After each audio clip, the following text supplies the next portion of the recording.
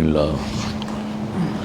La ilaha illallah qabla kulli ahad, la ilaha illallah ba'da kulli ahad, la ilaha illallah yabqa rabbuna wa yafna kullu ahad.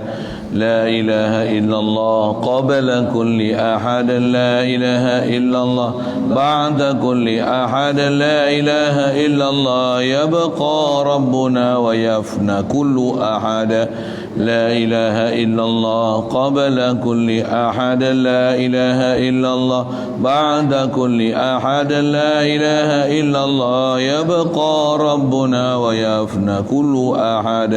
لا إله إلا الله قبل كل شيء، لا إله إلا الله بعد كل شيء، لا إله إلا الله يبقى ربنا ويفنى كل شيء. لا إله إلا الله قبل كل شيء، لا إله إلا الله بعد كل شيء، لا إله إلا الله يبقى ربنا ويفنى كل شيء.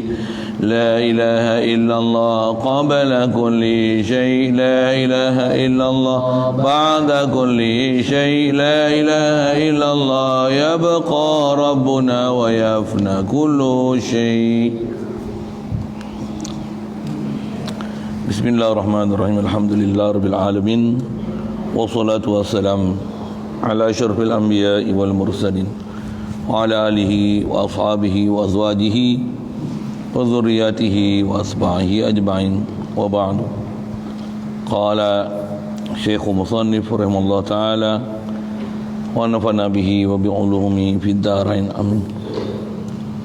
Kitab kita muka surat 12, kitab yang baru ni. Kata musannif rahimahullah ta'ala, adapun sifat nafsiyah itu dikatakan dia hiya huwa wala hiya ghairu. Artinya sifat nafsiyah itulah zat, bukan lain daripada zat. Kerana makna nafsiyah itu zat, yakni wujud itu zat dirinya, tiada ia bertambah daripada zat, tiada ia bertambah daripada zat. Adapun sifat salbiyah itu dikatakan dia hiya ghairuhu. Alhamdulillah, syukur kita Allah Subhanahu Wa Taala, limpah kurnia dia masih memberikan kelangsungan hayat pada kita. Alhamdulillah dapat kita insya-Allah pagi ini nak meneruskan balik bacaan kitab kita daripada kitab Syarah Usul Tahqiq ni, meneruskan perbincangan kita, rumusan nak makin memantapkan faham kita hubungan zat sifat, itu yang terdekat. Yang sifat dan zat ni khasnya sifat zat, sifat zatiyah khasnya sifat ma'ani. Sifat ma'ani ni la hiya huwa wa la hiya ghairu. Sifat bukanlah zat, sifat ma'ani ni bukanlah diri zat, dan bukanlah pula sifat ma'ani ni lain daripada diri zat. Jadi ada dua intibar kita bicara dulu atas istilah kitab. Ada istilah kata sifat zatiyah, sifat ma'ani ni dia adalah sebenarnya diri zat min haisul wujud. Tapi sifat zatiyah ni bukan lain daripada zat. Dia bukan dia adalah zat. Hiya huwa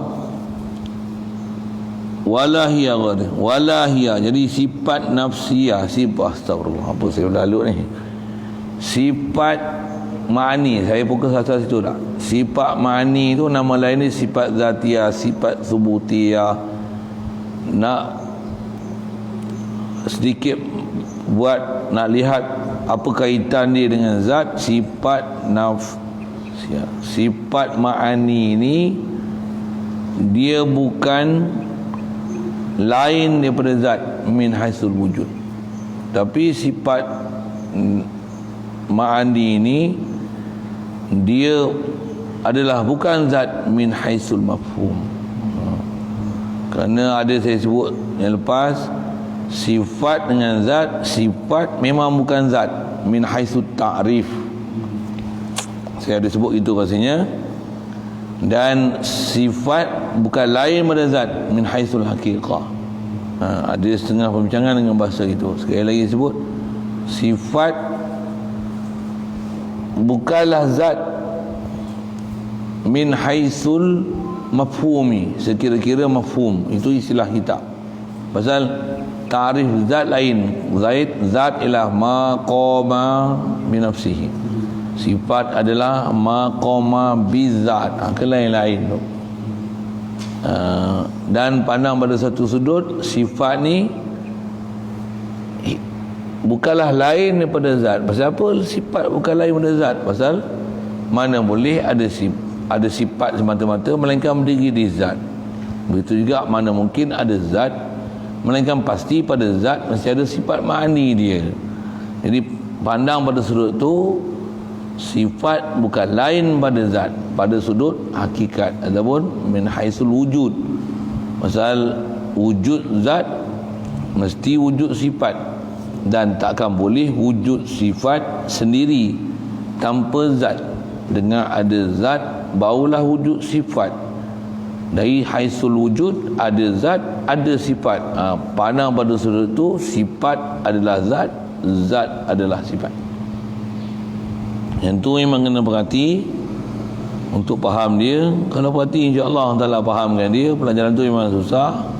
Tinggal kita hari tu, hari Khamis, Jumaat, ni Sabtu, nak masuk 2 hari lah tak? Buka tak buka kitab, telaah tak telaah tu saya tak tahu lah tuan-tuan. Saya dulu pun mula-mula mengaji, nak faham tu memang berat sikit. Tapi dah faham tak apa dah. Gomoh lah macam mana pun faham dah. Khasnya nak faham zat sifat tu, nak kena pandai iktibar, pandang sudut mana dan sudut mana. Sudut mana yang kata zat dengan sifat ni lain, sudut mana yang nak kata zat dengan sifat ni sama.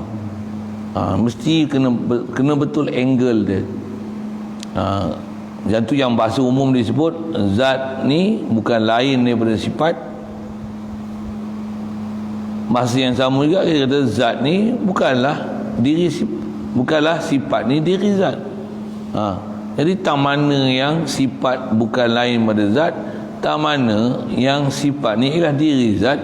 Mesti tengok dia punya angle dia, iktibar dia, perhatian sudut mana. Itu yang disebut sini atas istilah kitab ada min haisul mafhum. Pertama pandang pada sudut mafhum, ada satu lagi pandang pada sudut wujud.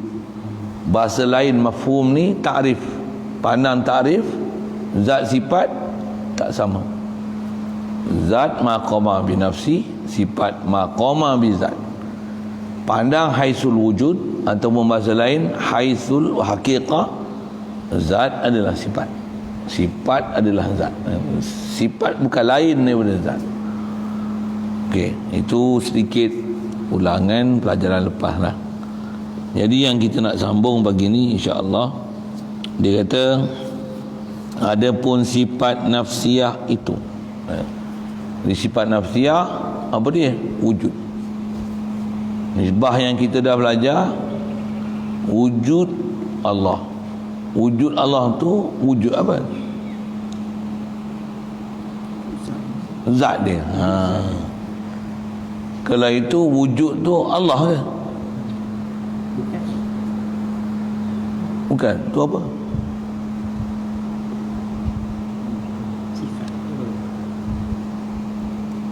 Jadi wujud ni lain pada Allah Ta'ala ke? Tak.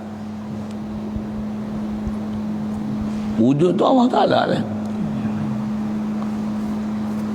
Tu nama Faiz. Orang pakai pinjam nama Faiz tak? Faiz nama. Faiz ada. Ada apa? Ada zat Faiz tu. Faiz dengan zat Faiz tu lain ke? Siapa Faiz?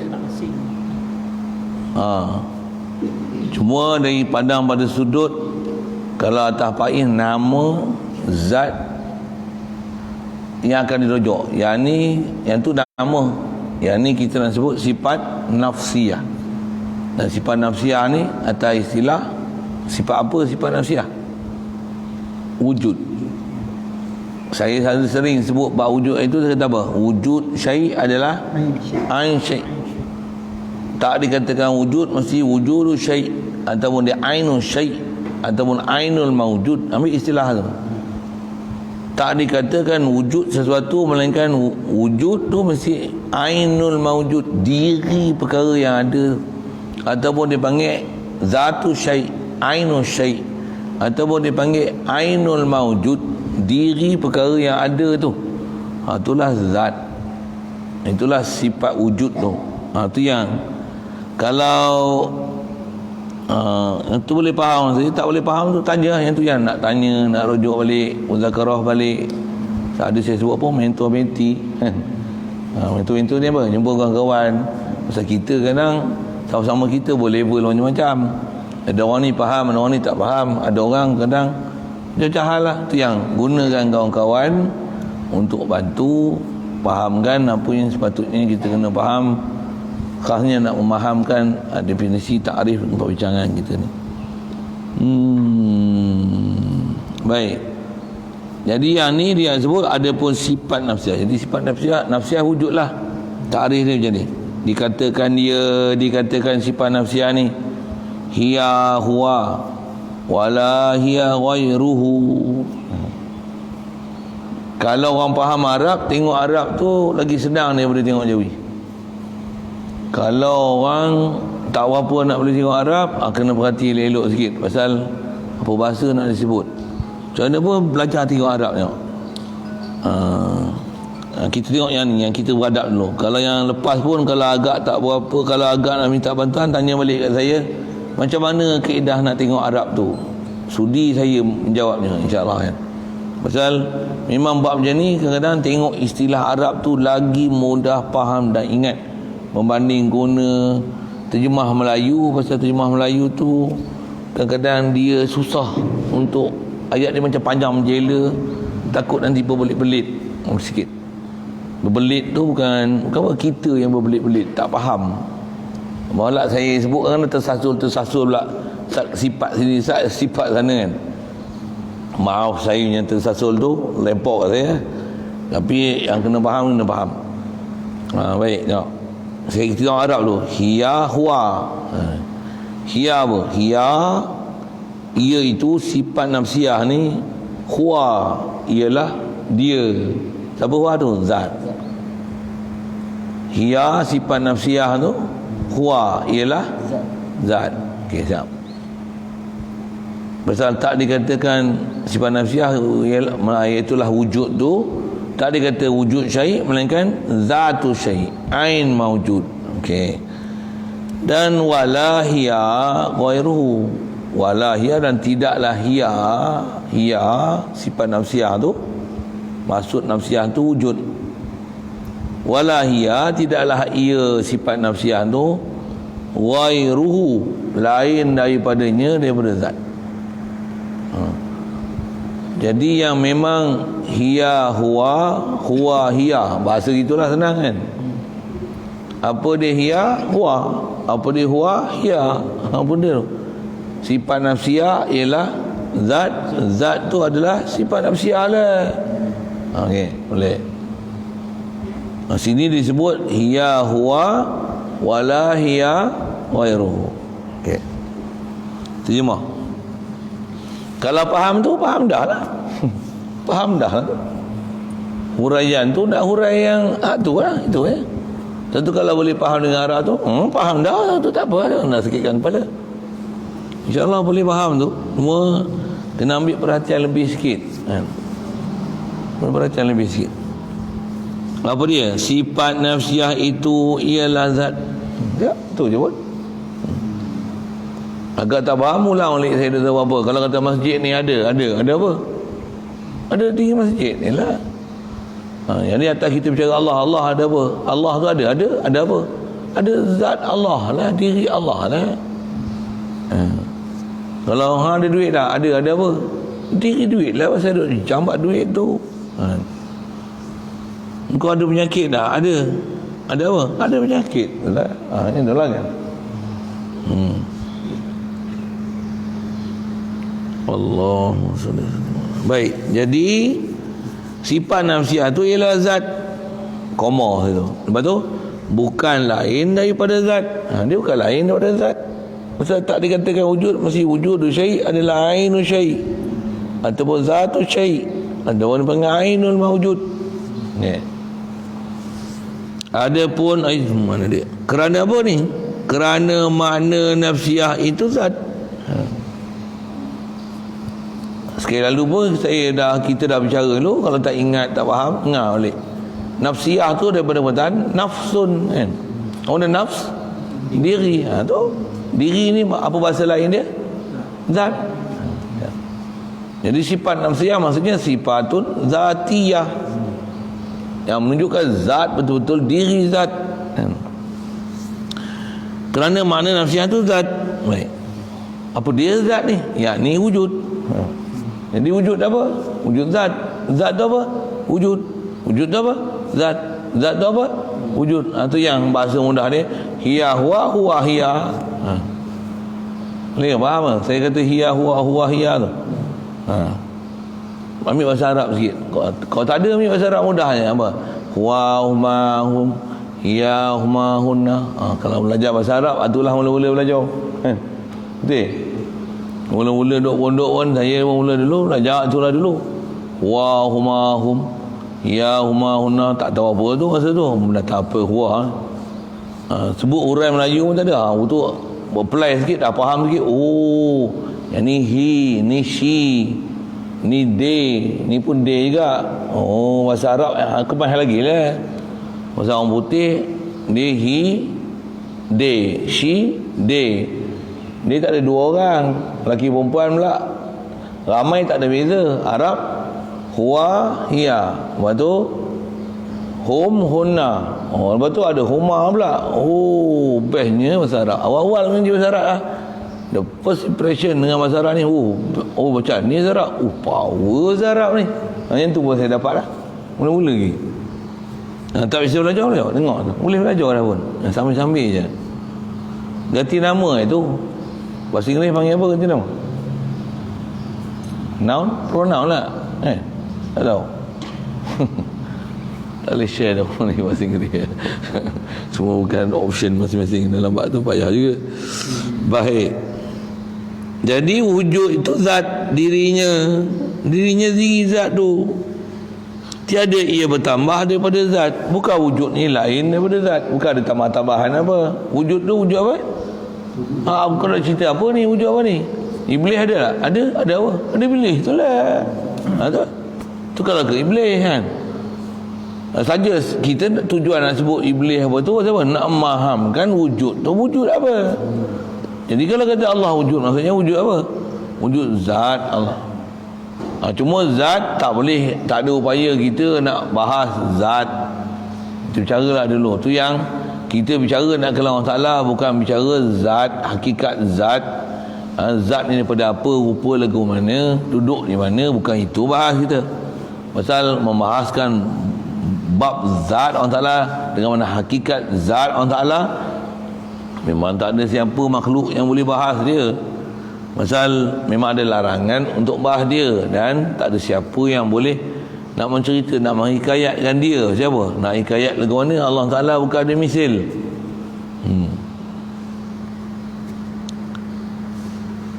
Baik, selesai. Jadi dia bukan bertambah daripada zat. Ada pun sifat salbiah. Sifat salbiah habis tu. Sifat nafsiah itu je lah. Apa hiya huwa wala hiya ghairuhu. Ada pun sifat salbiah itu dikatakan dia salbiah ni hiya ghairuhu. Ambil Arab tu. Sifat salbiah ni, kalau ingat balik saya ada sebut apa? Sifat salbiah ni, nama lain salbiah sifat adamiyah. Maksudnya apa? Dengan Melayunya kita sebut apa? Kidam, baqa', mukhalafah lil hawadis, qiyamu ta'ala binafsi wahdaniyah. Apa maksud semua 5 sifat ni? Makna dia tidak. Dia menafi perkara tak layak. Kidam makna apa? Tak ada awal. Baqa' makna apa? Tak ada akhir. Mukhalafah maksudnya tak serupa. Qiyam binafsi tak berhajat. Tak boleh faham tu mesti ngaji tidur. Wahdaniyah tak berbilang. Saya guna uslub yang tu untuk bagi penjelasan. Saya kalau budak-budak saya kat bawah pondok, saya sebut itu dia boleh sambung belakang. Walaupun dia bukan faham tu ke mana. Sifat salbiah ni saya kata kidam tak ada awal. Lagi baqa' tak, dia boleh sambung, Itu lebih budak-budak. Cuba, dia mudah nak ingat. Kalau orang tua buatlah cara orang tua. Itulah.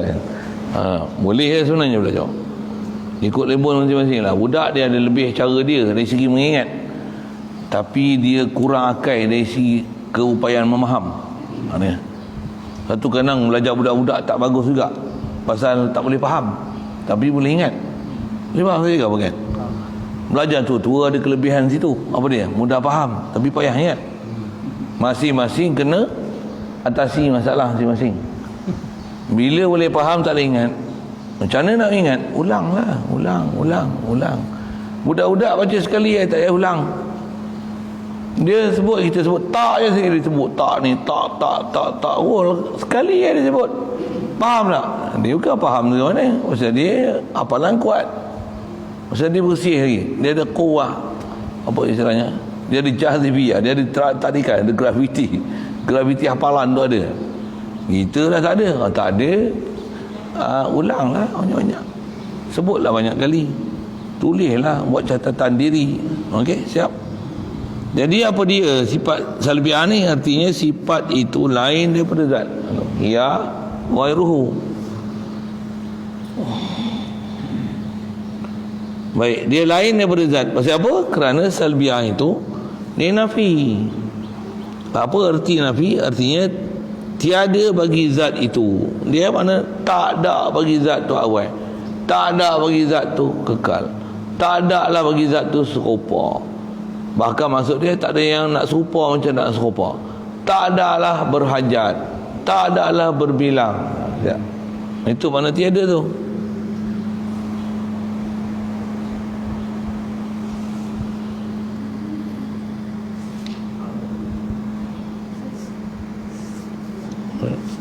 Nafi maksudnya sifat, kerana sifat salbiah itu nafi, artinya tiada bagi zatnya itu.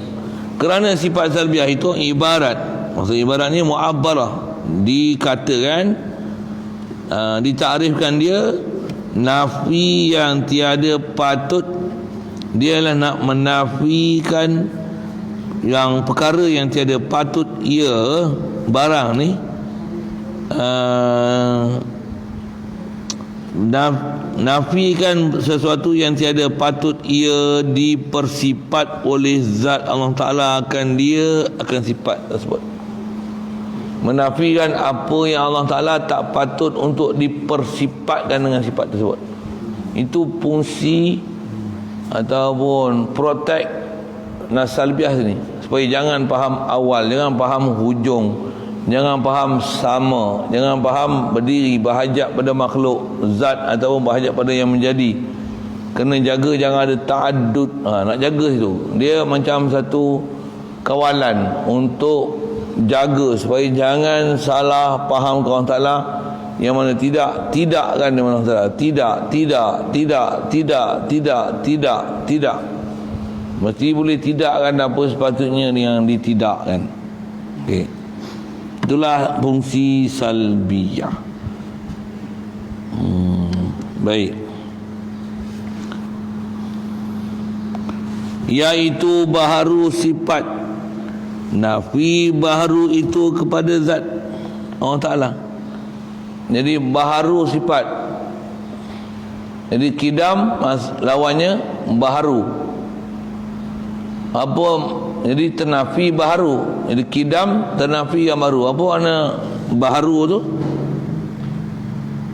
Nafi baharu itu daripada zat. Jadi tidak akan baharu daripada zat Allah. Siap? maka ibaratkan akan nafi baharu itu dengan kidam. Ini bahasa lain, nafikan baharu, kidam. Apa makna kidam? Nafikan awal, nafikan baru adanya orang salah. Itu maksud kidam. Arti terjemah sedia. Maka kepada ulama ahli tahqiq daripada ahli sufi radhiyallahu taala anhum, dikata mereka itu sifat nafsiyah itu martabah zat semata-mata. Jadi ada sebagian ahli sufi dia nak balik kepada sifat nafsiyah balik, wujud. Salbiah selesai kalau ikut tu. Selesai lah. Dia nak ambil bahasa sikit, dia nak patah balik sikit ke bab wujud. Ada ulama sufi yang kata sifat nafsiyah itu adalah martabat zat semata-mata. Dia nak menunjukkan kedudukan zat tu semata-mata. Martabat zat. Maksudnya sabit zat tu ada. Sudah, itu je. Itu je. Sifat wujud nafsiyah ni nak sabitkan sabit zat. Itu je. Martabat mana? Martabat dia sama ada wujud atau adam. Itu je. Artinya peraturan zatnya. Maksud kata zat semata-mata peraturan zatnya. Apa dia peraturan zat Allah Ta'ala ni? Iaitulah ahadiyah. Okey, dia menyambi ahadiyah itu. Jadi antara khas sifat pada Allah Ta'ala yang wadaniyah kan itu tahu mana? Ahadiyahnya zat Allah Ta'ala. Itu kita syarah sekali lalu. Bila kita nafi apa yang tak sepatutnya pada Allah Ta'ala, tentulah Allah Ta'ala ni sabit dia saja ilah. Bila sabit dia ilah, tentulah sabit wahdaniyah dia, menafi berbilang. Jadi bila kita faham nafi berbilang, nescaya takkan ada zat sifat af'al, betul juga milik yang ada hakikinya pada makhluk. Mustahil lah tu, subhanallah. Bahkan apa yang kita dah belajar, kul huwallahu ahad, Allah ni asa ahad, dia mensabitkan makna ahadiyah. Boleh ingat tak? Apa dia? Ahadiyah ni makna dia? Adamu qabuli, tak puasan, ta'adud wal qismah, tak boleh menerima berbilang dan berbelah bagi. Boleh dibahagi-bahagi, dia ni ciri-ciri dibeda-bedaan. Subhanallah. Itulah maksud ahadiyah kan? Jadi ahadiyah apa? Menafikan ta'adud, menafikan ta'adud bab zat, menafikan ta'adud bab sifat, menafikan ta'adud dalam bab af'al, menafikan ta'adud dalam bab milik.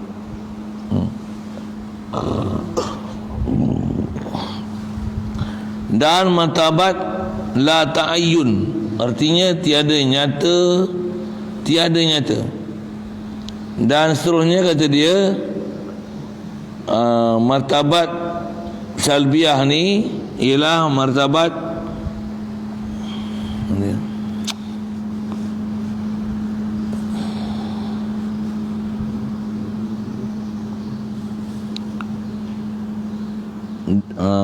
kalau ikut nafsiyah gitu. Sifat nafsiyah ni iaitulah ahadiyah, wujud. Mestilah wujud nafsiyah, zat semata-mata. Zat dia ahadiyah, tunggal asa, dengan mana la yaqbalul qismah wa ta'addud. Dah salah tak tadi kita sebut. Dan juga martabat la ta'ayyun, baca ta'ayyun tu. Martabat la ta'ayyun, maksud la ta'ayyun, tak ada tertentu, mana-mana zat tertentu secara spesifiknya. Atau dipanggil martabat la ta'ayyun, tak ada ta'ayyun mana-mana. Bahkan semata-mata menunjukkan mutlak sabit zat. Itu maksud la ta'ayyun. Maksudnya bukan ada pengkhususan lagi zat, sifat, af'al, asar, tak. Tapi kalau atas kata wujud sifat nafsiyah ni Dia tak kata dia makna zat semata-mata dengan makna la ta'ayyun, tak ada kait apa-apa kat dia, bahkan semata-mata nak tunjukkan ada zat dia semata-mata. Itu dipanggil la ta'ayyun. La ta'ayyun ni maksudnya tak iktibar kita pun, bahkan iktibar zat Allah Ta'ala ada dia yang sedia kala, tak sabit dengan kita nak bandingkan dengan makhluk. Tak, tengok pada zat Allah Ta'ala yang sabit, memang tak boleh nafikan dia sama sekali.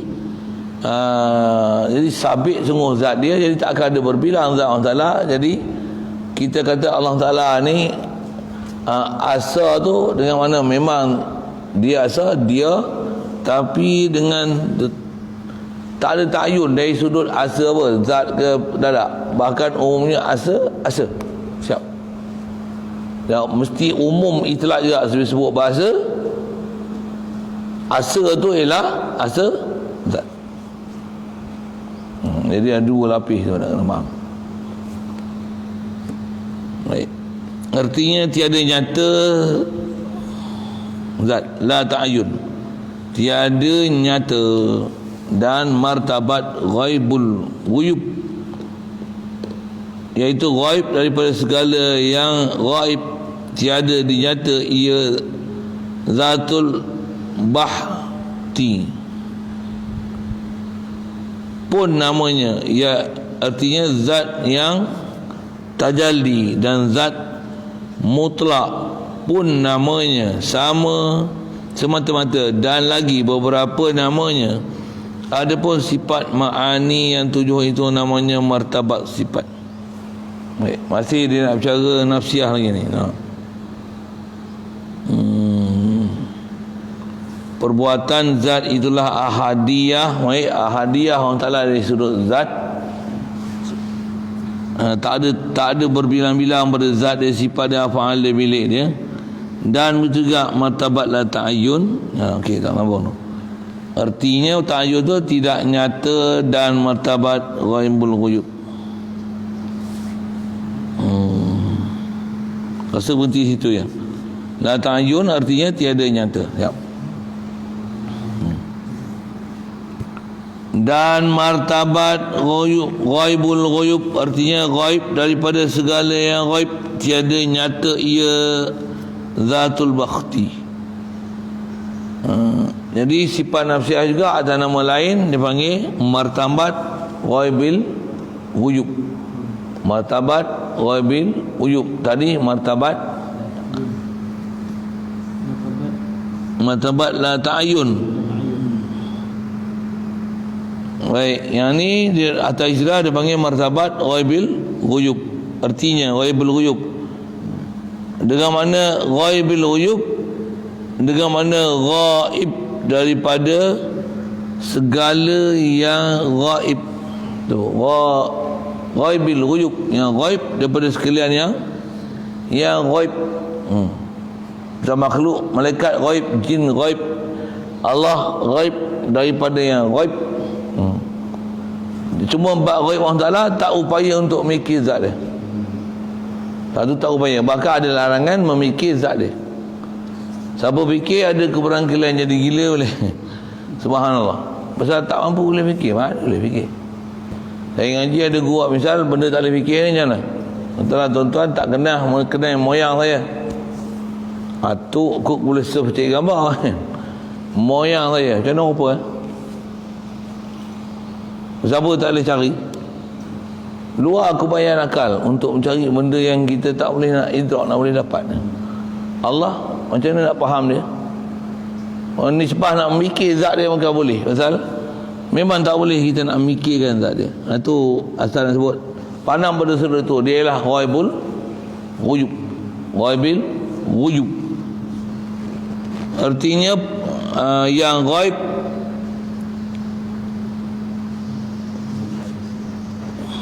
daripada segala yang ghaib.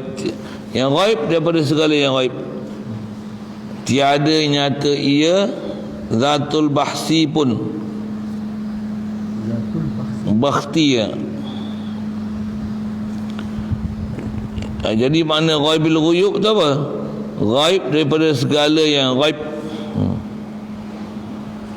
dalam banyak-banyak ghaib, wujud Allah Ta'ala tu ghaib. Dia ghaib daripada sekalian ghaib. Pasal ghaib Allah Ta'ala bukan makna ghaib yang dia dighaibkan, tapi memang dia ghaib dan dia boleh mengerasi di atas ghaib dia. Makhluk kalau ghaib, Allah yang bagi jadi dia ghaib, dan dia di atas pentadbiran apa Allah Ta'ala buat dia. Tentu beza dia. Baik, jadi dia adalah ghaibul ghuyub, ghaib daripada yang ghaib, tiada nyata ia zatul bukhti pun namanya. Nama ghaibul ghuyub lain sekali, lain lagi nama dia ialah zal bukhti, yang mempunyai bukht. Kita ambil bahasa tuan. Yang tu kalau saya terjemah pun lagi takut masalah terjemah, ambil ya, dipanggil zatul bukhti pun namanya, itu nama dia. Zat yang tajalli, begitu juga dari segi nama dipanggil zat yang tajalli. Zat yang tajalli lagi. Dan dipanggil zatul mutlak pun namanya, dipanggil juga nafsiyah ni zatul mutlak, zatul mutlak, zatul tajalli, yang kita dah sebut sifat wujud, sifat 20 kan. Baik. Dan lagi beberapa namanya, ada beberapa nama lagi lah. Cuma nama ni kena perhati elok siapa dikenaki dengan nama. Pasti boleh tahu siapa dia, marji'ul asma wa sifat. Ada pun sifat mani, yang tu sifat salbiah, ni mani lah. Ada pun sifat mani yang 7, kudrat, iradah, ilmu, hayat, sabab, basar, kalam. Sifat mani yang 7 itu dinamai akan dia martabat sifat. Yang ni sifat mani dipanggil martabat sifat betul-betul. Sifat nafsiyah dipanggil martabat zat. Siapa? Pasal dia hanya menunjukkan zat semata-mata, tak lebih dari tu. Tapi kalau sifat ma'ani, dia memang menunjukkan diri zat. Macam mana sabit zat, macam itulah sabit sifat ma'ani. Sifat ma'ani. Adapun yang terdekat sifat salbiah, dia ialah sebagai satu kaedah nak mengukurkan sesuatu tu hak ataupun batil dari sudut apa yang sepatutnya dinyah dan ditolak, dibuang, disangkal daripada Allah Ta'ala. Hak tu lah benda besar nak dipaham, nak hadam supaya jadi akidah kita.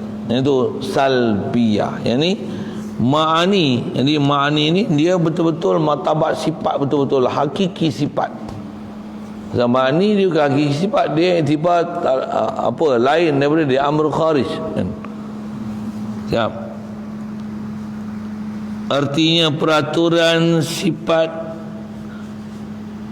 sah dan martabat wahdah dan martabat ta'ayyun yang awal.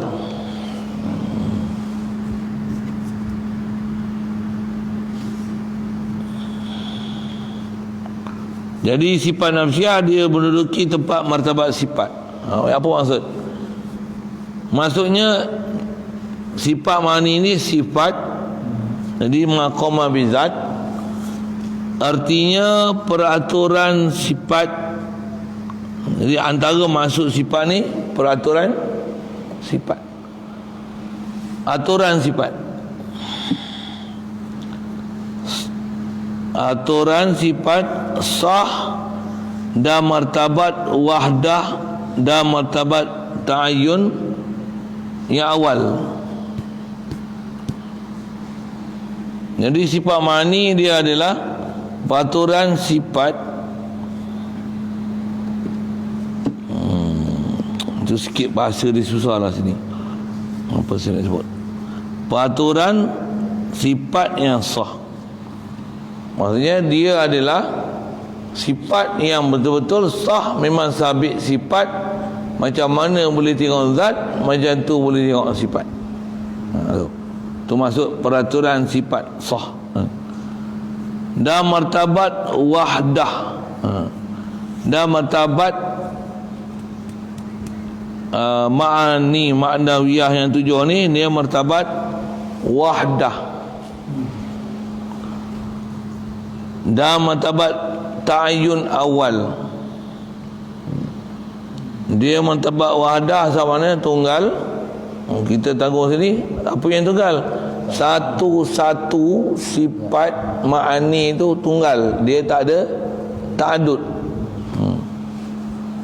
Allah satu je kudrat, satu je iradat, satu je ilmu. Sifat ma'ani, sifat kesempurnaan Allah Ta'ala, atas kata dia ni duduk martabat, betul-betul martabat sifat, dia menunjukkan martabat wahdah, menunjukkan martabat wahdah.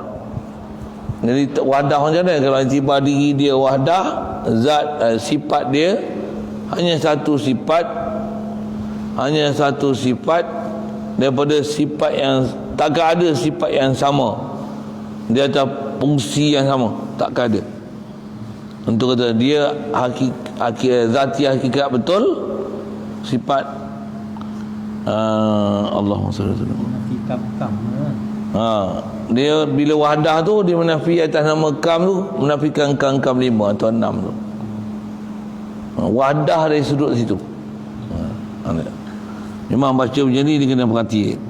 Dan martabat ta'ayyun awal artinya nyata yang pertama. Begitu juga nisbah kedudukan sifat ma'ani ni, dia martabat ta'ayyun yang pertama. Maksudnya dia seolah-olah duduk martabat zat dari sudut min haisul wujud. Itu pelajaran lepas. Pandang pada sudut ada zat Allah Ta'ala kidam, sifat Allah Ta'ala macam mana? Kidam juga. Pandang pada sudut tu, dia adalah martabat ta'ayyun awal. Kalau nafsiyah menunjukkan semata-mata sebut zat, sifat ma'ani macam mana? Bila sebut zat mesti ada sifat ma'ani. Nisbah ta'ayyun awal, mesti faham setiap zat ada sifat. Martabat ta'ayyun awal, macam mana zat tu qadim, sifat ma'ani ni pun qadim. Dia duduk martabat ta'ayyun awal dari sudut macam mana qadimnya zat, macam itulah qadimnya sifat. Tentu dia duduk martabat awal.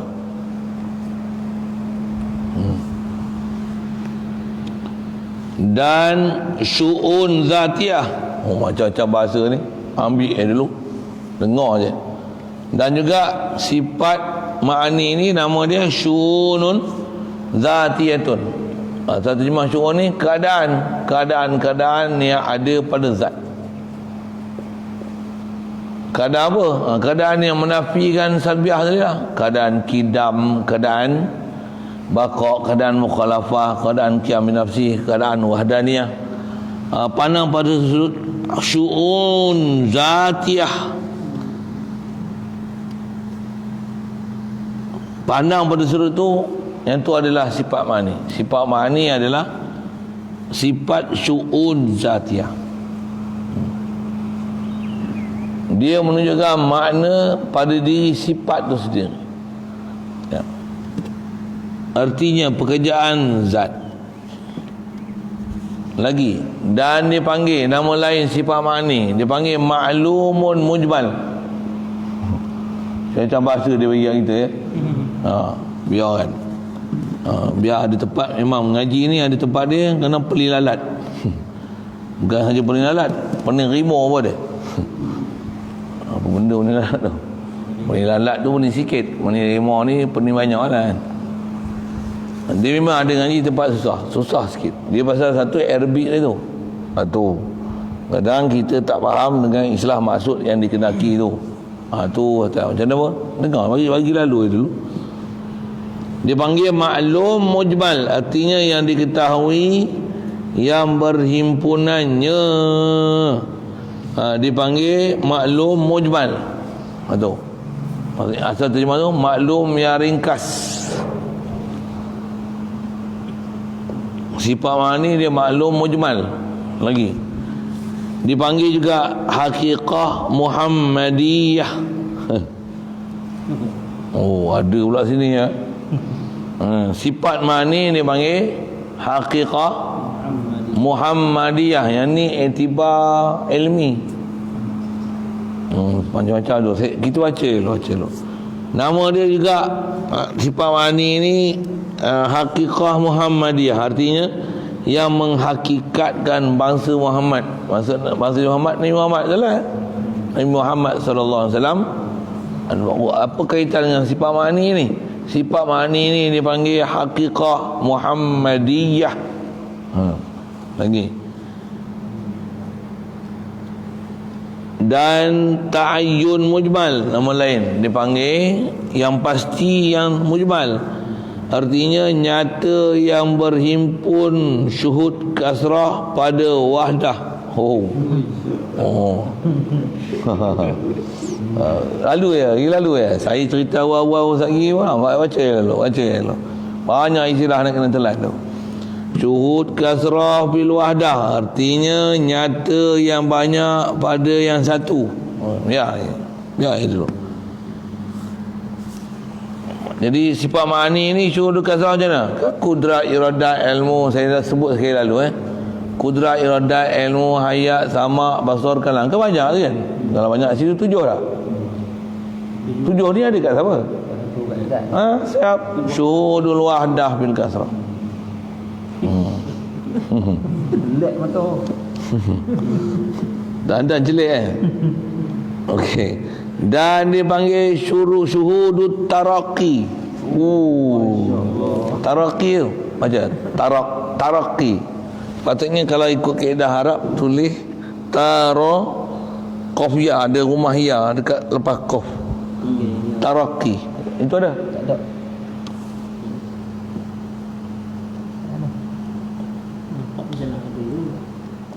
Syuhudut tarqi, pandang kesudahan. Syuhudul majmu', nanti tengok lain pasal saya ingat ada ya situ. Kalau tarak aja kot makna lain. Pandang kesudahan. Betul taraqi. Syuhud taraqi, syuhud yang dia naik nampak ke penghujung. Dia hujung sekali. Taraqi sepatutnya ada ya. Syuhudut taraqi. Di kitab ni kalau ikut belakang tu dia kata telah disemak. Nanti saya tengok lain. Masa kamu bawa tu. Ada tempat nak rujuk. Tak ada rumah payah pula bawa siap-siap tu. Nanti saya malu dengan kemudian taraqi tu. Dan dipanggil syuhudul majmu'. Terjemah dia artinya pandang yang berhimpunan. Kita ambil je bahasa, disebut banyak ni, cirik kita dengar. Dengar je dulu. Semua tu kalau ikut dia yang cerita apa? Semua tu nak cerita sifatul ma'ani. Lagi. Dan dipanggil ghayatul muram. Banyak biarkan. Artinya kesudahan yang dikehendak. Dan dipanggil huruful aliyat. Tak bisa dengar. Nak biarkan. Artinya segala huruf yang tinggi-tinggi. Dan dipanggil darul a'la.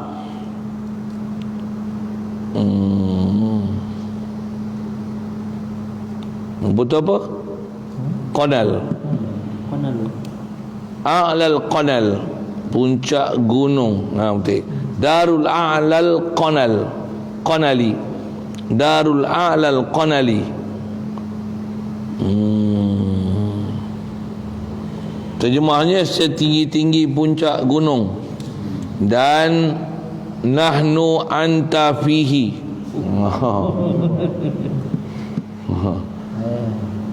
Lagi wa anta huwa. Wa anta huwa. Tadi nahnu anta fihi. Lagi kita baca dulu. Saya cerita satu-satu pun dengan dia pasal Arabic tu kan. Artinya kami tu baru ditubuh ni nahnu anta fihi wa anta huwa.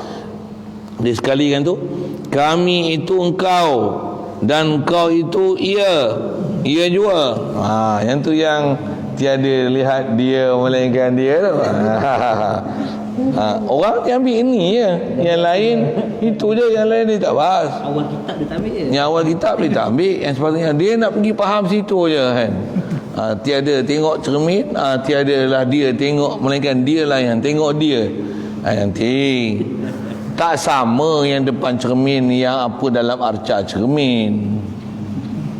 Tak sama. Memanglah tiada, tapi engkau kena faham cermin dan dalam cermin tak sama. Saya tanya sikit lah cermin. Pasal yang tu gigi makrifat suka sangat belajar. Yang ni lah ayat-ayat macam ni lah. Memang ada dalam kitab. Tapi dia orang ambil itu tu pening lalat. Tu bukan pening lalat, pening rimau. Apa dia? Cermin dengan arca dalam cermin, mana yang real? Yang cermin ke yang di luar cermin? Yang luar cermin adalah. Atas kata yang luar cermin tu ialah cermin. Siapa tunjuk siapa? Tak punya soalan ni. Cermin itulah menunjukkan siapa yang di luar. Siapa gerak siapa? Yang gerak luar lah yang gerak dengan di dalam tu. Atas perbandingan tu, siapa khalik, siapa makhluk. Mesti ada faham khalik makhluk tu. Kalau duk dia tiadalah dia melainkan dia, duk faham satu, walaupun syuhudul wahdah fil kasrah, kasrah fil wahdah, silap lagi masuk parit lagi. Yang tu yang ada uraian saja saya nak sebut ke situ. Pasal kalau tak faham disiplin ni betul-betul, yang awal nak faham, tiba-tiba masuk situ nak faham, tu yang berak cirit tu. Mana syuhud dah, dah semua dia. Kalau syuhud tak syuhud apa? Kalau syuhud mestilah dua pihak. Mesti ada syahid dan masyhud. Okey, biar lu. Ada. Asal sebut kami itu engkau dan kau itu ia jua. Kemudian wal kullu fi huwa bihi. Artinya semuanya itu, padanya itu ia jua. Yakninya pada ta'aluk suluhi. Ada kait, ada ta'aluk. Okey. Biar lu. Ada tempat susah kitab memang yang tu. Lalu dulu. Artinya ta'aluk yang patut, tu mana suluhi, patut suluhi. Yang tu pun kena faham suluhi tu apa. Ta'aluk yang patut pada suluhi kudrat dan iradat. Mesti suluhi ni, suluhi tak ada lain. Suluhi pada kudrat dan iradat. Dan suluhi tu mesti suluhi qadim. Lagi. Dan ta'aluk qadim pada ilmu. Nama dia. Dia ta'aluk qadim. Sifat ma'ani ni ta'aluk qadim pada ilmu. Lagi. Adapun sifat manawiyah.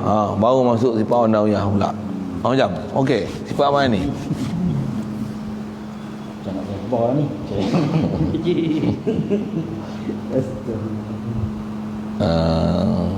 Saya nak biar lu pergi lalu je. Pasal dia nak sebut dengan istilah tu, tujuan dia hiya ghairuhu. Nisbah bincang lah ni. Pasal sifat ma'ani ni, yang ni lah mula-mula yang kita bincang hari Khamis setengah hari tu.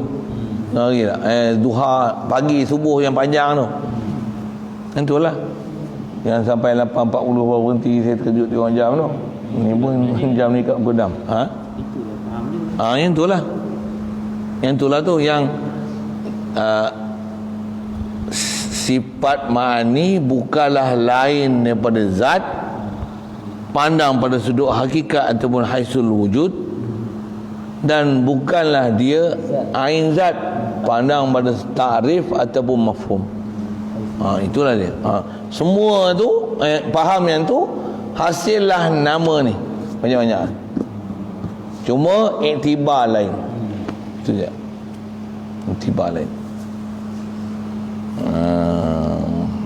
Dia iktibar dengan makhluk, iktibar dengan Nabi Muhammad tu yang jadi hakikah Muhammadiyah. Semua sifat ni sebenarnya sabit di zat. Jadi yang tu syuhudul kasrah fil wahdah. Macam-macam. Biar dulu. Nak faham semua ni mesti faham yang bincang Khamis tu. Yang pertama kita bincang bab ni, istilah disebut la hiya huwa wa la hiya ghairuhu. Dalam matan jarah disebut mutakallimun summa sifatu zati laisat bi ghairi au bi aini zati. Ada bincang itu.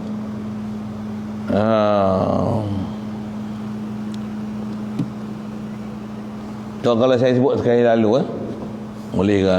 Lagi takut diganggu faham. Allahumma salli alaihi wasallam.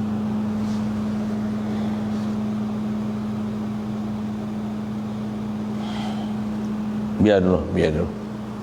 Lagi saya kupu sangat nak cerita. Orang baru nak merangkak, saya suruh berlari. Tak mau, tak boleh. Biar dulu. Baik. Adapun sifat manawiyah itu dinamai maratibul asma. Nama lain sifatul mana sifat manawiyah. Sifat manawiyah ni tengok balik bahas kita hari tu tentang blender dengan blend, printer dengan print. Tak faham je tu, macam mana nak faham ni?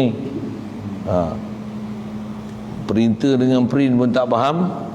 Kalau busuk bahasa Arab dia, yang sinonim dengan bahasa Melayu, ilmu dengan alim, kan ada kaitan antara sifat dengan nama, kan? Pasal apa panggil alim? Pasal ada ilmu. Bila habis ilmu, tentulah orang ada ilmu dipanggil alim. Alim ni apa? Zat yang ada sifat ilmu. Jadi mana manawiyah? Alim tu, kaunuhu aliman tu kan. Bahasa mudah dia alim tu manawiyah. Ilmu apa? Mani. Okey. Kalau itu manawiyah ni apa? Dia asma semuanya. Dia maratibul asma, martabatul asma. Artinya peraturan segala nama. Kalau disebut dengan mana peraturan, maksudnya sifat manawiyah ni dia peraturan nak buh nama. Ada kudrat dipanggil qadir, ada iradat dipanggil murid. Itu martabatul asma. Dan dipanggil ta'ayun sani pun namanya. Yang tadi ta'ayun awal. Pasal dia mani. Dia ta'ayun awal. Kalau zat betul tu apa dia? Dia ta'ayun. Lu la ta'ayun. La ta'ayun, ta'ayun awal, ta'ayun sani. Apa tu? Dia semua ada berkaitan tu. Pun namanya. Artinya yang kedua, nyata yang kedua. Yang tu terjemah itu. Saya rajin nanti saya tulis dekat whiteboard, cuba untuk mudah hadam. Kalau saya tak rajin, saya tak tulis lagi. Memang ada. Situ pun ada yang saya tulis lah itu. Cadang saya nak buat keluar. Tak payah buat keluar. Pasal tengok rasa macam boleh faham. Kalau macam ni memang susah sikit lah. Kalau saya rajin nanti saya tulis. Yang tu kena minta pengarah tu. Ada minta pengarah lah. Buat ni riba boleh. Tengok lagi kalau rajin tak rajin. Selagi saya tak bagi, orang tanya pula, mana ustaz kata nak buat dengan tu? Tidak. Pula tak apa. Dan maklum yang mufassal. Pula tadi mujmal. Jadi maklum yang mujmal ni, maklum yang mufassal. Terjemah dia yang diketahui yang bercerai apa pula. Okey, biar je, ambil je bahasa tu. Yang tu diterjemah betul-betul sebiji bahasa Arab ke bahasa Melayu. Dan dipanggil martabat wahidiyah. Tadi makni apa? Martabat ahadiyah. Yang ni martabat wahidiyah lagi. Dan dipanggil hakikat insaniyah pun namanya.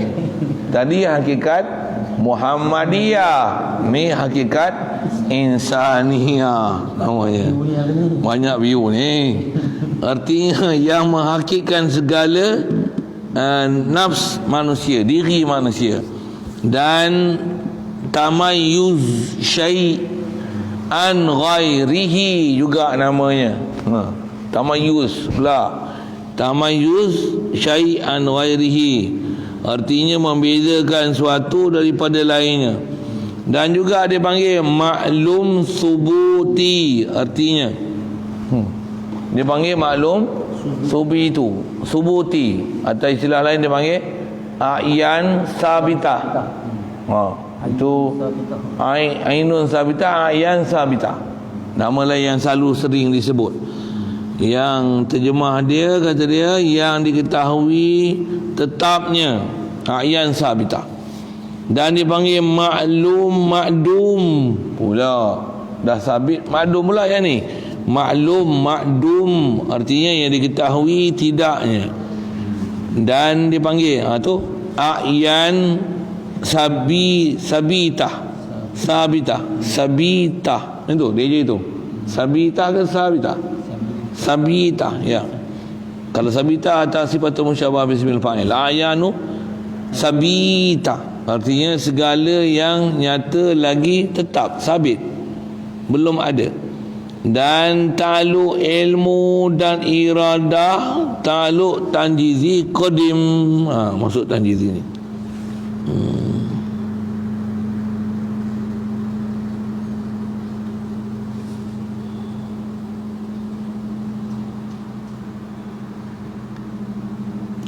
saya baca dulu. Kita baca dulu. Dan ta'alluq ilmu dan iradah, ta'alluq tanjizi qadim.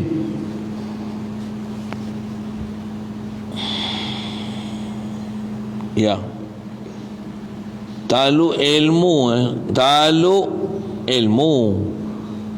ilmu dan iradah, ta'alluq tanjizi qadim. Betul. Dan ta'alluq kudrat suluhi qadim pada martabat ini. Nak sampai pada martabat ni, mestilah kalau itibar iradat dan ilmu tanjizi qadim dan pelaksanaan dengan kudrat, dia adalah suluhi qadim kepada martabat ni, martabat yang disebut ni, a'yan sabitah, hakikat Muhammadiyah, hakikat insaniyah, martabat wahid, ahadiyah, wahidiyah, apa semua tu, istilah-istilah yang telah disebut tu. Adapun sifat salbiah itu dinamainya sifat kesempurnaan bagi zatnya dan segala sifatnya yang maujud itu, iaitu ma'ani. Wallahu alam. Kemudian dia kata adapun sifat salbiah, sikit remusan lagi. Ini nak ke salbiah sikit. Sifat salbiah itu dinamainya, penamaan lain salbiah ni, sifat kesempurnaan bagi zatnya dan segala sifatnya yang maujud itu. Dia adalah sifat kesempurnaan bagi zat dan sifat. Apa maksudnya? Nak memahamkan zat dengan sempurna, nak memahamkan sifat dengan sempurna, mesti saringkan dia dengan salbiah. Itu maksud. Jadi salbiah ni dia macam satu kawalan untuk memahamkan nafsiyah wujud. Wujud tu mesti zat, dan juga nak memahamkan segala sifat ma'ani, betul juga ma'nawiyah. Ta'ala tak boleh dipahamkan dengan sempurna zat, begitu juga sifat ma'ani dan juga sifat ma'nawiyah, melainkan sepir dia mesti disaring melalui sifat salbiah, qidam, baqa, mukhalafah lil hadis, qiyam bi nafsi, wahdaniyah, mesti. Tanzih, ya, dia adalah untuk supaya tanzih yang menidakkan perkara yang tak sepatutnya kau tak ada.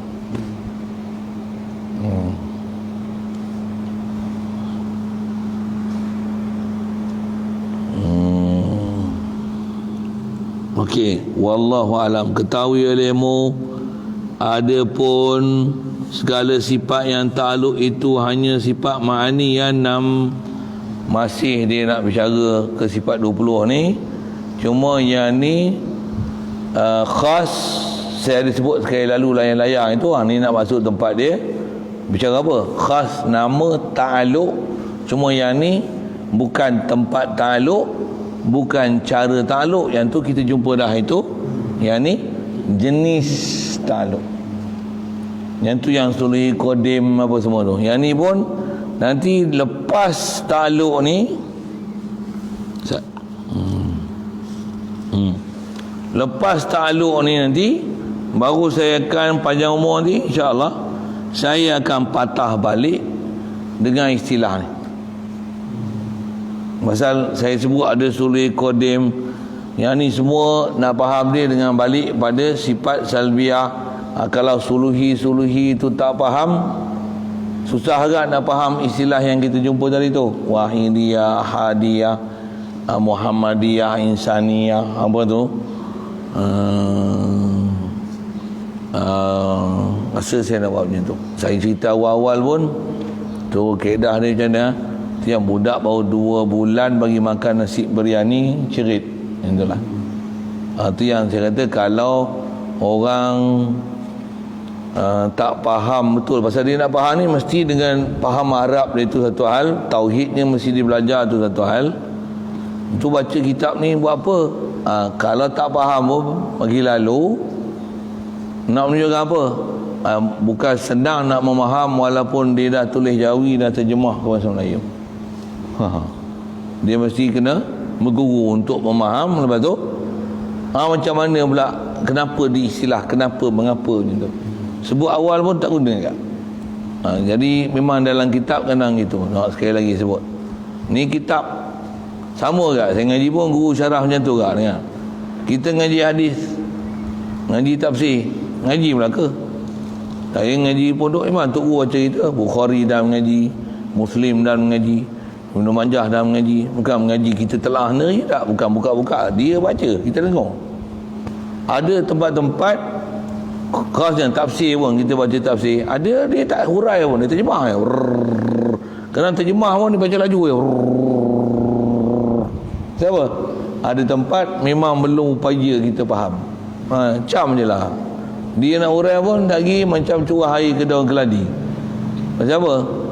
Tak bermanfaat untuk orang nak mendengar, untuk faham. Pasal apa? Ada benda kadang-kadang dia bukan dari sudut bahas, tapi dia dalam bab rasa. Nak faham dia pula makan masa. Ada istilah yang takut tak boleh nak telan. Biar dulu, lalu je. Satu dalam kitab ni lalu je nak tunjukkan apa? Maksudnya ada juga nisbah ilmu kita belajar ni dengan apa yang ulama tulis. Jangan tak tahu dalam bab-bab kita belajar ni, dia mesti ada part yang selalunya susah. Kadang-kadang sampai sudah tak faham-faham. Pasal apa? Belum tahap kita nak faham benda tu. Bahkan jangan kata kita sebut ni kitab tauhid kita ni lah, itu juga Quran, hadis. Bahkan saya ngaji dulu ada bab nahwu, ada bab tempat-tempat dia punya lubuk tu susah. Fiqh pun ada tempat lubuk dia susah.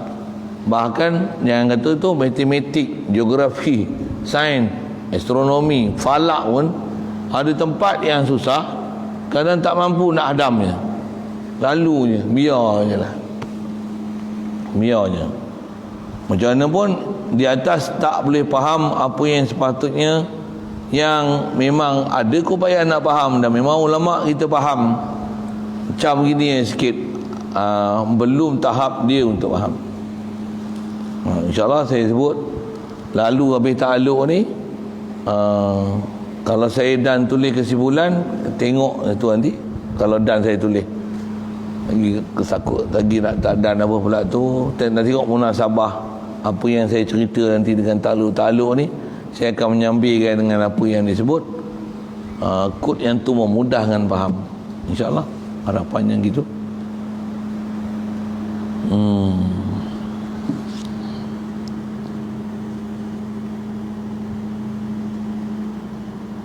Yang ni pun nanti dalam bab ta'alluq pun ada juga, nanti ada benda boleh faham, tapi kadang-kadang takrif dia tu susah faham. Cuba berhenti balik. Pasal memang bab ni saya punya pengalaman mengaji dulu pun, baik mengaji sebelum masuk pondok, dah masuk pondok pun, budak tak masuk pondok tu masa saya mengaji dulu pun duduk dengar kat masjid surau, ada tutup guru duduk baca. Memang kita bukan mengaji pondok pun, yang tu pun terbatas. Jangan kata kita memang tak ngaji pondok kan. Yang ngaji pula saya pergi dengar kat masjid surau tu, saya masa tu budak lagi, belum pergi pondok lagi, duduk sekolah menengah, sekolah rendah lagi. Apa saya sebut, orang yang mengaji itu semua orang lama-lama lah, veteran-veteran lah. Bukan senior saya, veteran. Yang senior saya ada 2-3 orang je lah. Senior tu macam umur lebih daripada saya. Allahumma salli alaihi. Yang tu pun ada yang tak faham. Masa tu saya budak, saya faham. Pakcik, makcik tak faham. Bila ngaji pondok sama juga. Ngaji pondok, guru ajar. Saya faham. Ada sama-sama geng tak faham. Sampai sudah tak faham. Ada kawan-kawan saya ngaji yang mengaji bab-bab ilmu tauhid macam ni. Sampai sudah dia tak mengaji, tak berani mengajar ilmu tauhid. Bab tauhid yang memang sepatutnya kena faham asal Allah Ta'ala, yang memang sepatutnya bab ilmu akidah kena ada i'tiqad pada siapa Allah muasir, makhluk ni tak boleh bekas, makhluk ni la quwata la haula, itu mesti. Yang macam ni ada takluk pun dia tak boleh faham. Takluk kita sebut inkishaf, yang ni takluk dilalah, yang tu pun dia tak boleh faham. Tambah masuk ni yang kita nak jumpa ni, takluk sulih qadim, mana tanjizi hadis, mana tanjizi hadis, mana tanjizi qadim, mana suluhi qadim. Suluhi dia tak ada suluhi hadis, suluhi mesti qadim, tanjizi qadim. Dia tanjizi qadim, tanjizi hadis, suluhi qadim, 3 tu je bahan dia dalam bab takluk ni. Tak ada yang tak faham sampai sudah. Dan dengan sebab tu dia tak berani ajar tauhid. Dia ajar apa? Fiqh, tasawuf, tauhid dia tak berani masuk terjun. Maksud apa? Jadi dia tak boleh faham istilah tu. Sama tak saya nak sebut ni, ni kata mengaji, dalam duk mengaji tu dia ada lubuk yang satu tempat susah. Ada kawan saya ni tauhid boleh, fiqh boleh, faraid tak boleh pergi. Faraid tak boleh pergi. Jumpa je faraid dia mesti langkah. Wah, ni minta maaf. Ni saya tak boleh. Saya baca boleh, tapi saya tak boleh apa, cannot brain. Itu saya tak boleh nak fikir macam mana selesai ni. Saya baca boleh, tapi saya tak faham. Kenapa yang ni asubah bi ghairi ma'al ghair. Kenapa yang ni asubah, yang ni hijab. Saya kena hijab ilmu ni. Saya tak faham. Ya, memang ada. Semua saya cakap ni. Saya juga main-main. Itu bab ni. Itu juga ada kawan-kawan saya yang mengajar ni. Kalau dia baca bab haid ni, mana nak tengok mutahirah tak mutahirah, dia baca tu dia pening. Saya baca tanya, jangan tanya saya bab haid ni, tanya orang ni. Dia faham ni. Saya tukang baca. Sama tak? Jadi nak sebut macam satu lagi kaedah kita mengaji, tak reti mengaku tak reti. Itulah. Dan ni pun ada istilah-istilah ni, prinsip dia mesti faham. Kalau tak reti semua istilah pun, serahkan makna dia, dia mesti ada makna dia. Istilah tu jadi istilah. Okey. Prinsip tu jugalah macam mana kita pernah belajar, jumpa nanti ke depan khas tempat dia tahu mana. Dan ayat mutasyabihat sama lah. Yang ni bukan mutasyabihat pun. Jadi ni ada istilahat, istilahnya kan. Ada istilah. Jadi mana tak faham istilah buat macam mana? Ada aku yang tak boleh faham, mengakulah sendiri tak boleh faham. Jangan faham sendiri ikut apa yang kita nak faham. Yang tak boleh faham, angkat tangan, kita tak boleh faham. Pasal memang ada orang yang memang tak boleh faham. Ada kawan saya ngaji pondok, dia memang ngaji pondok, nahu apa semua ngaji, tapi dia boleh baca kitab jawi. Kitab jawi dia boleh jugalah faham. Tapi baca kitab Arab tak boleh langsung. Betul tak? Dia tak boleh faham Arab. Sampai sudah tak faham marfu', mansub, mancurur. Kita apa pelik, istah tak faham. Tak boleh. Tak boleh. Tapi tak kau cakap cerita ni rukun, ni syarat sah, batal tak batal. Ni kerti dah, bertumbuk boleh. Dia faham lah tu. Tapi main Arab dia tak boleh. Main Arab tak boleh. Bukan tak ngaji, hafal. Tapi tak faham. Faham tu tak? Faham tak? Apa kaedah dia? Jangan bahas apa yang tak boleh bahas. Diam. Ada ahli dia nak faham. Dan kalau tak erti bila bahas, nampak bodoh lah. Betul? Dan apatah lagi bab tauhid ni, bahas pula apa yang memang dia bukan erti, sesat menyesatkan orang pula. Itu masalah dia. Macam tu saya duduk tegur masalah tengok cermin tak cermin tu. Pasal rata-rata dah tengok geng-geng makrifat, dia suka sangat dengar perkataan tu. Tapi ramai yang tak faham, dan dengan apa yang disebut tu bukan menunjukkan dia faham pun. Allahumma salli wa sallim. Bahkan tak sampai pun maksud tujuan faham tu untuk dia nak faham. Sia-sia dia belajar, nampak macam hebat. Begitu juga mengajar, kerana sia-sia yang mengajar, nampak macam hebat, tapi tak pergi mana pun. Ilmu tu tak menambah takwa, tak menambahkan dia untuk zikir, fikir dan mentauhid dan nak rujuk hati pada Allah Ta'ala. Bahkan merusingkan dia punya susah payah nak pergi dapat benda tu, sedangkan yang tu tak jadi ilmu nafiq pun kat dia. Ya. Yang tu disiplin belajar Arab tu. Pasal kena mengaku kita ada setiap orang ada lemah dia, ada lemah. Ada orang kadang ngaji ilmu boleh, gaji kayu tak boleh. Dia tak boleh gaji kayu pun. Gaji kayu mesti bengkok, mesti jarot. Ada orang ngaji tak boleh. Hoi, masak jangan. Dia feeling dia masak ni. Allah, hampa tak makan, kecewa aku. Oh, dia masak ni penuh perasaan, muhabbat ni, kasih. Hampa makan, seronok tengok hampa makan habis. Masak sedap lah tu. Tapi mengaji ni, ya Allah, minta maaf, saya gini dia macam tu. Ada menantu syekh sana, dia kata saya khidmat boleh, menantu tok guru khidmat boleh, tapi tanya bab ilmu-ilmu ni yang simpul-simpul boleh lah. Tanya lebih ni, tanya sekarang ni. Aku tak boleh, aku khidmat. Tak bernasihat pun, saya nak bayan-bayan dengan dia tak boleh, ceramah-ceramah tak boleh. Bayan pun sambil menyanyi bayan, nasihat orang itu. Tapi pegang mikrofon tak boleh, senyap. Ada orang tak seimbang pun dengan orang. Tapi bila bayan pegang mikrofon macam mana? Pecah mikrofon tu. Tak, memang tak sama orang. Tak sama. Ada orang faham tapi penyampaian ni tak pandai. Menulis sedap. Ada orang menulis sedap. Tapi penyampaian tak pandai. Ada orang boleh menyampai, tulis sudah tak sedap. Dia tulis pening, berbelit-belit. Baik dia bercakap. Jadi siapa boleh duduk tempat masing-masing. Itulah. Kita tangguh situ dulu. Ta'alluq sambung nanti insya-Allah. Ketahui ilmu ada pun sifat yang ta'alluq itu hanya sifat ma'ani, ya 6 lain daripada hayat. Nisbah sebut, ada sebut dah tu kan. InsyaAllah mana yang tak sebut lagi itulah bahagian-bahagian ta'alluq. Ada soalan? Yang kata zat dengan sifat Ya. sama daripada segi hakikat. Ya. Ya. Macam dia sama dengan tak wujud. Zat dan hakikat ni, zat dan sifat ni, penamaan dan pengagihan kepada zat dan sifat ni, dia haisu ta'akul aja. Pasal sebenarnya sifat atas nama sifat ma'ani ya. Sifat yang memang sungguh di zat, dengan itu menunjukkan zat diri tu, dia memang sebenarnya sifat itulah zat, zat itulah sifat. Yang kata istilah yang kata dia adalah sifat tu adalah zat min haisul haqiqah kan, min haisul wujud kan. Pasal memang sebenarnya yang kita tengok zat lah, bukan sifat. Sifat ni bahasa ya. Tengok hijau ke tengok kitab? Dia sudahlah. Tengok kitab warna hijau, kitab warna hijau. Kitab tu sebut apa? Kitab warna hijau. Tak bicara apa sifat tu. Jadi kita dah sebut tu apa? Kitab.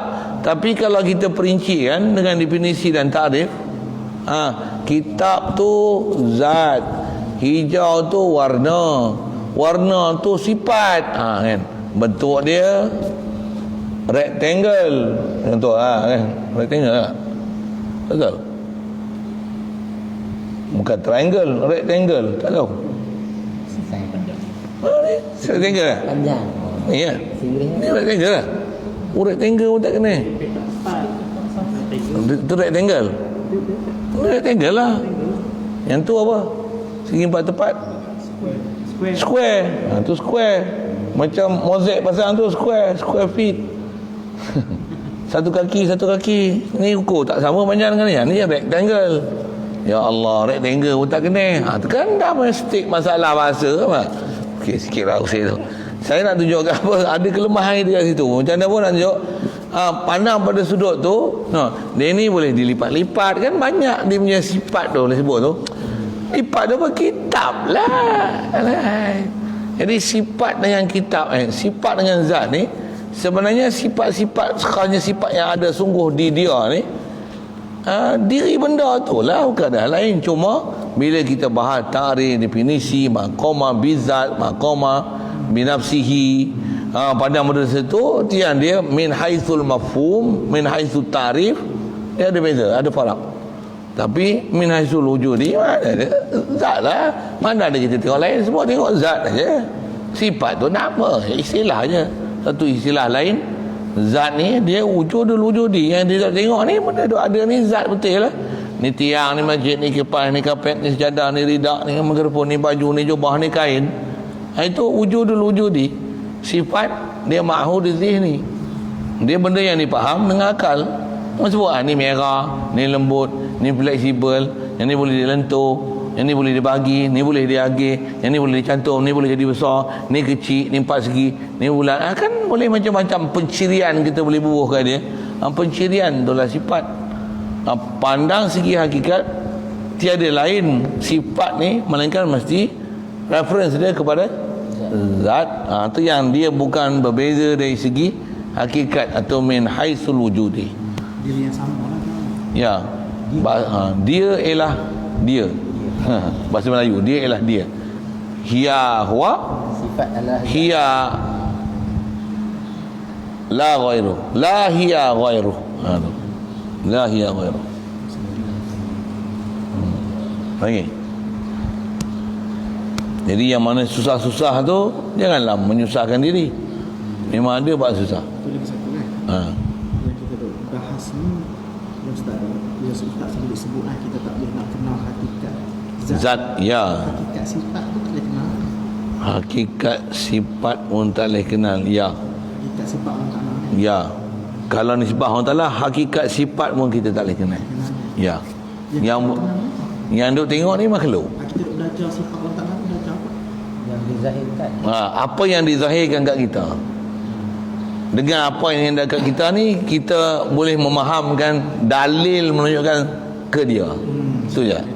Jadi kita duk bahas hakikat boleh kenal, hakikat makhluk boleh kenal. Kita ni ni boleh diagihkan, ni boleh rendam dalam layak bagi dia kembang, kita boleh besarkan dia, boleh lebarkan dia, boleh incik lagi, boleh apa, boleh warna, boleh celup dia, boleh kromotkan dia kan. Jadi ada sifat-sifat yang itu boleh ada, dia ada bentuk, dia ada warna, Boleh dimuktamadkan. boleh dimuktamadkan, boleh mahdud. Makhluk memang boleh macam tu, cerita macam ni, macam ni, macam ni. Seandainya tak ada makhluk, nak cerita macam mana? Jadi boleh ada penceritaan ni, asal kita ada satu, kita boleh cerita dengan apa yang ada kat kita ni, nak menunjukkan sabit apa yang sepatutnya sabit pada Allah Ta'ala. Tapi jangan mix dari sudut apa tak sepatutnya, menghadkan dia, melimitkan dia, boleh membayangkan dia, tasawurkan dia, letakkan di tempat tertentu seolah-olah macam kita tahu hakikat zat dia. Begitu juga hakikat sifat dia. Tak boleh. Subhanallah. Maknanya kita tahu pasal sifat Allah Ta'ala ni, apa yang dia takluk pada makhluk kan? Ya, betul. Tepat sangat ayat tu. Ya. Satu, dengan apa yang kita ni, akal Allah Ta'ala beri tu bayangkan macam mana boleh ada makhluk melainkan ada pencipta dia. Dengan tengok diri kita, ya Allah, kau yang jadikan aku. Itu ya, takat tu lah kita. Boleh tu lah. Aku takkan hidup melainkan kau lah yang hidupkan aku. Ya Hayyu Ya Qayyum. Fikir, tak boleh fikir engkau hidup tu macam mana. Engkau kau menguasai arah, bukan kau duduk di arah. Engkau bersama aku, kau tengok dalam aku. Mana boleh macam tu? Mana boleh macam tu?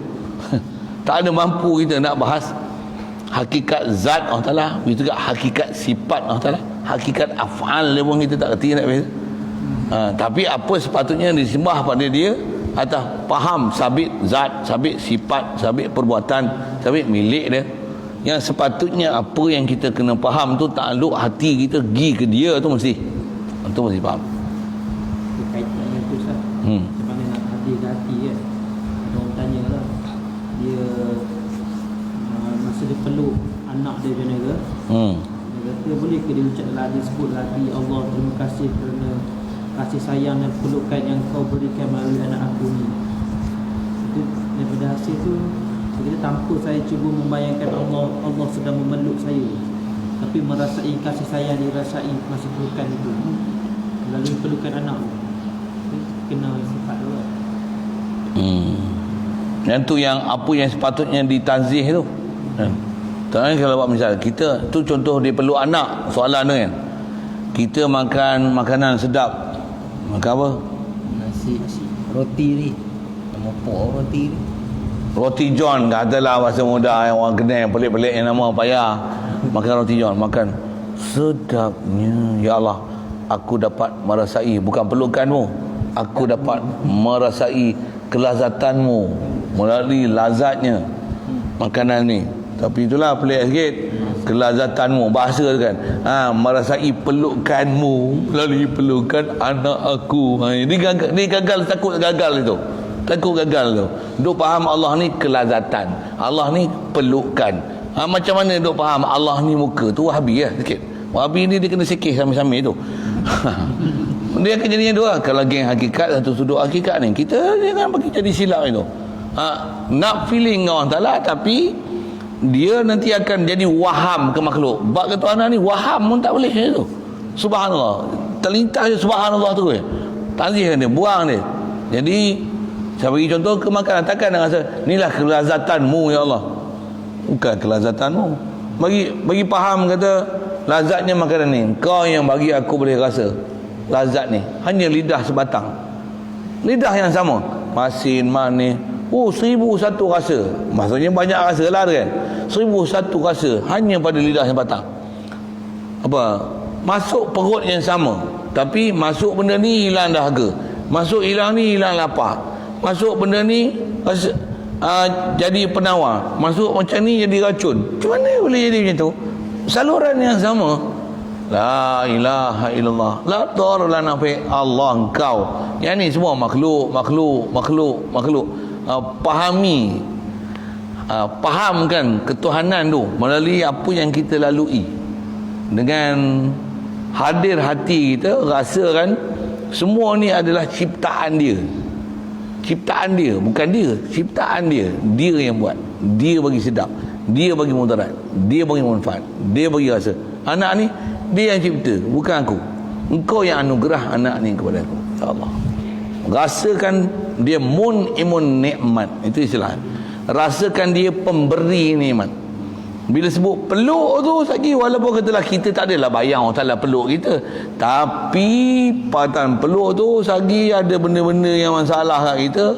Yang jadi masalah bukan orang lain, kita sendiri masalah benda tu. Kita sendiri yang tak masalah itu. Jadi hindarkanlah datangkan satu kaedah penghadiran, nak hadir hati dengan bahasa-bahasa yang Selamat. Yang boleh menyebabkan jadi gundah gelana lah hati, ataupun bahasa lagi menyebabkan jadi kekacauan dalam fikiran. Baik guna bahasa yang selamat. Satu, aku buat ni lain, tiada lain ya Allah, melainkan cari redamu, tak apa. Melainkan aku nak cari wajahmu. Walaupun saya tak fikir wajah mana-mana, tapi kan duk pakai wajah tu apa, kan jadi susah itu sikit. Cari bahasa yang murni. Tiada yang aku harap ya Allah melainkan redamu. La ilaha illallah.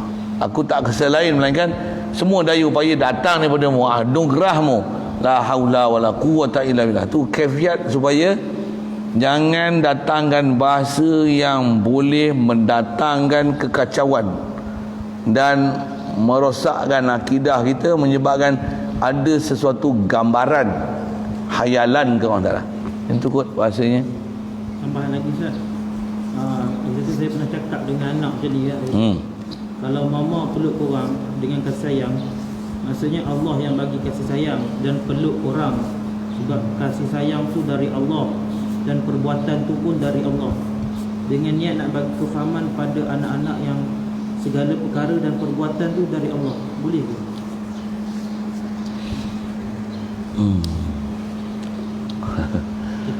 Yalah, cuma bahasa tu lah kan.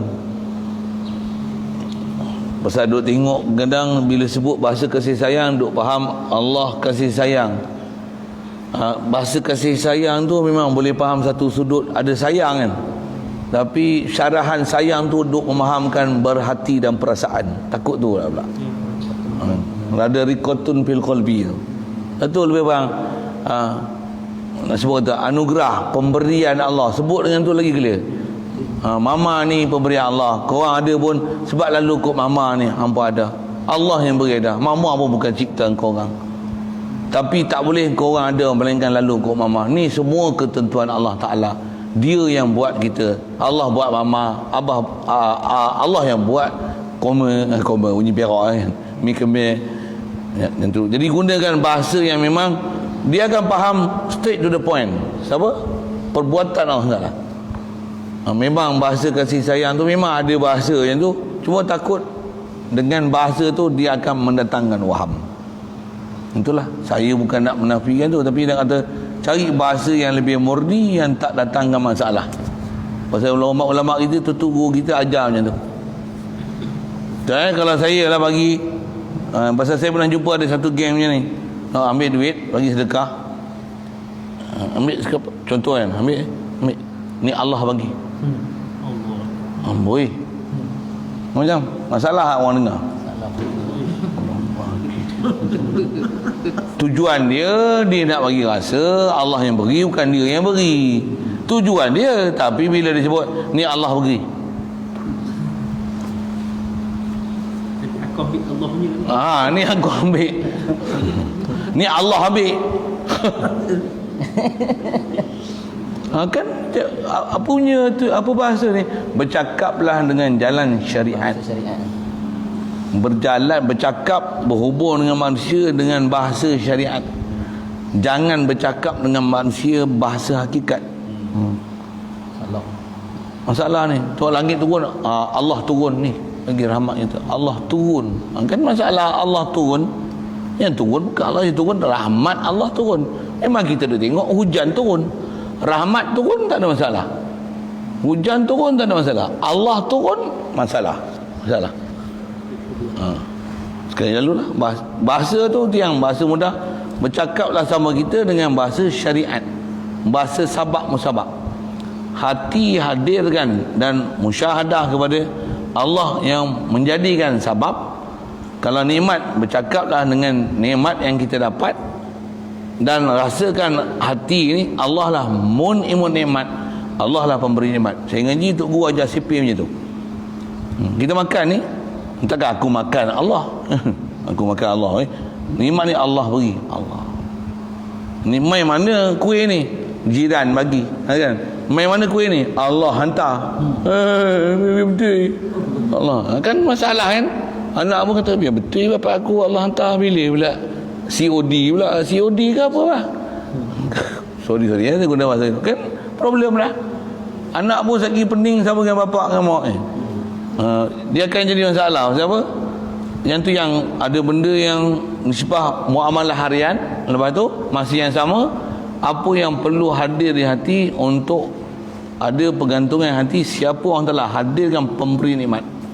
Itulah. Okay, lalu Bismillahirrahmanirrahim. Allahumma nawwir qulubana min nuri hidayatika kama nawwartal arda min nuri syamsika abadan abada. برحمتك يا أرحم الراحمين وارزقنا فهم النبيين وحفظ المرسلين وإلهام الملائكة المقربين وسلم تسليما على جميع الأنبياء والمرسلين. اللهم صل أفضل صلاة على أسعد مخلوقاتك سيدنا محمد وعلى آله وصحبه وسلم عدد معلوماتك ومداد كلماتك كلما ذكرك الذاكرون وغفل عن ذكرك الغافلون. اللهم صل أفضل صلاة على أسعد مخلوقاتك سيدنا محمد وعلى آله وصحبه وسلم عدد معلوماتك ومداد كلماتك كلما ذكرك الذاكرون وغفل عن ذكرك الغافلون. اللهم صل أفضل صلاة على أسعد مخلوقاتك سيدنا محمد وعلى آله وصحبه وسلم عدد معلوماتك ومداد كلماتك كلما ذكرك الذاكرون وغفل عن ذكرك الغافلون.